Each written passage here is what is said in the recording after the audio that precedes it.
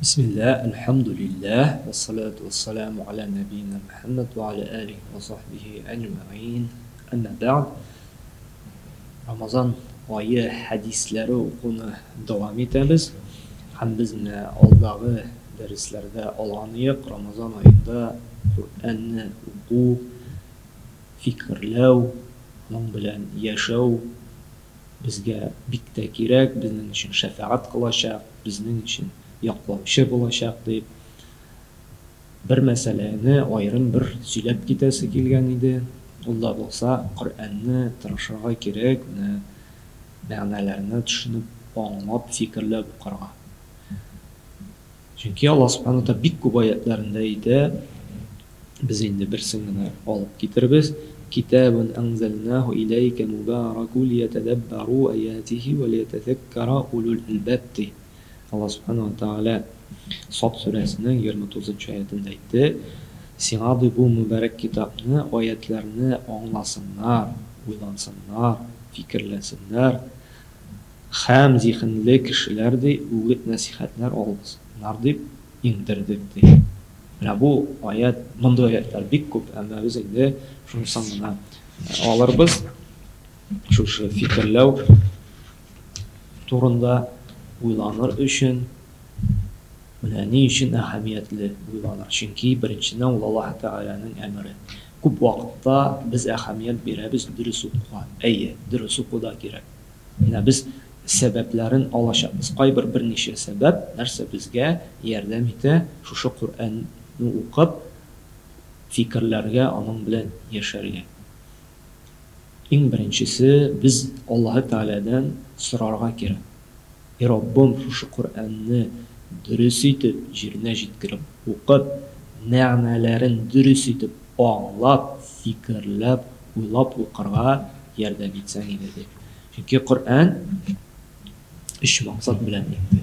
Birinchisi ani o'qib, ibodat qilar uchun. Ana biz oldagi darslarda oldik. Shulay har bir harfi uchun ajr savob yoziladi.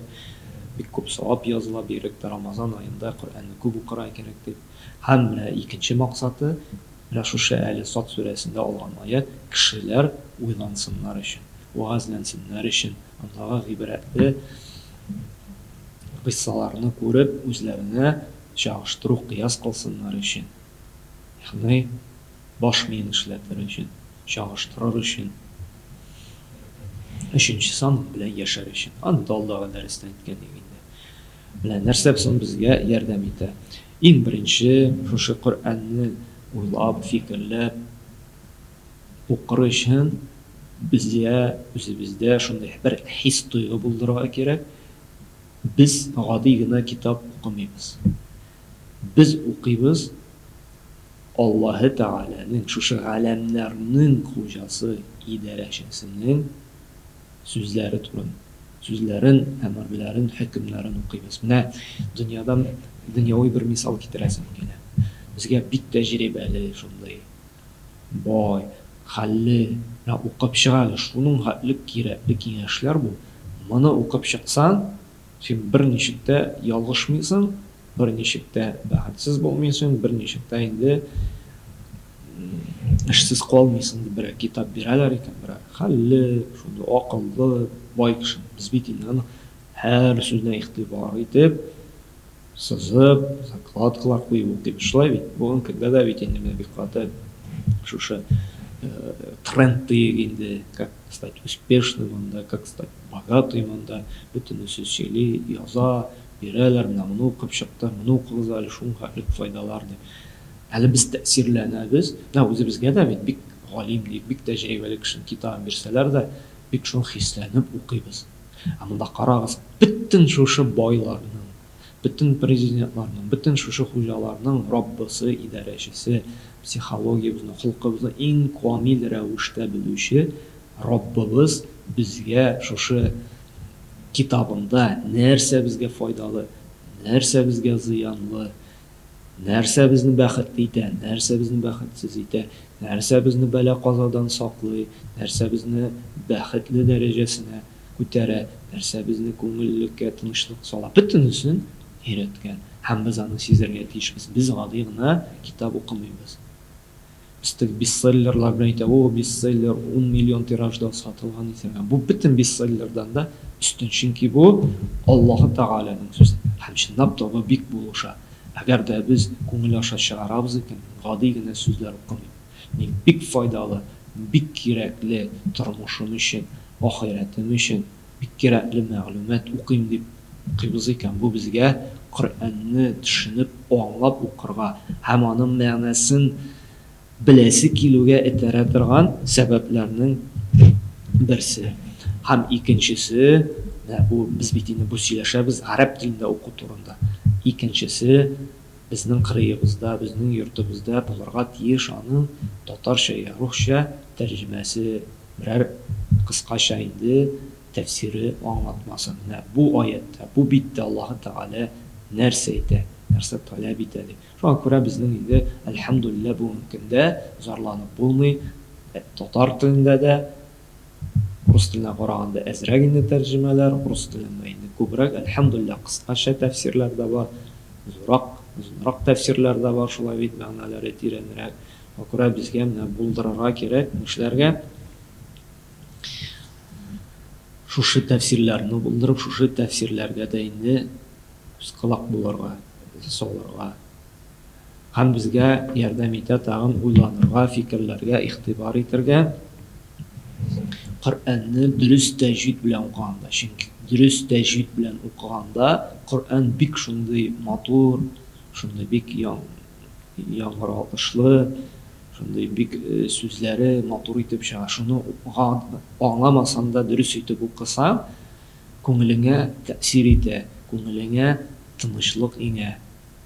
Шуңа бу дөрес итеп гарәп телендә тәҗвид кагыйдәләрен җиренә җиткереп укуда безгә ярдәм итә.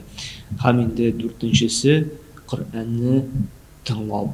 Уку гына түгел, гарәп телендә дә, аның тәрҗемәләрен дә уку, тыңлау безгә шулай Коръәнгә әһәмият бирергә, Коръәннең аятлары белән уйланырга, аның белән яшәргә тәэсир итәчәк. Һәм соңгысы, ул да булса, шушы Коръәнне укып, тормышымны яхшы якка үзгәртү нияте белән уку. Ягъни менә монда булган хөкемнәрне сызып барып шулай бит тәрҗемәсен инде гарәпчә түгел, әмма тәрҗемәләрне анда сызырга да астына була, аңа инде төрле докладкаларда ябыштырып, стикерларда ябыштырып куярга була, анда чыккан файдаларны күчереп алсак та була. Ягъни шушы аятларны укыйсың икән, мин моны тормышка ашырам, мин моның белән яшим, мин моны гамәлдә кулланам дип. Бу шулай ук Коръәнгә карата игътибарыңны, Коръән белән уйлануыңны, фикерләүеңне тагын да катырак ныгыта. Һәм Коръәннән син тагын да күбрәк файда аласың. Безнең бит кызганычка каршы менә бу як бик вакытсыз, менә без Коръәннәрне укырга өйрәнәбез, дәресләр бирәбез. Кешенең күпчелек максаты чист укырга гына өйрәнү. Ул аның нияте юк, аның белән яшәү, аның мәгънәләрен төшенү, уйлану. Шуңа күрә менә бу кыска гына бер вагыз, әзрәк кенә уйландырсын максат итеп куймыйк, бары тик укуну гына. Чөнки уку гына аның хакын, Коръәннең хакын бирү түгел. Дөрес итеп уку, фикерләү, аңлау, аның белән яшәү, шушы өч максат үзенә җыйганда гына без Коръәннең тулы максатын үтәгән булабыз. Шуңа да безгә уяу булып, гафиллектән уянып, Коръәнне дөрес итеп укып, мәгънәләрен белергә тырышып, аның белән яшәргә тырышырга кирәк. Субханакаллаһумма ва бихамдика, ашһаду ан ла илаһа илля анта, астагфирука ва атубу илейк.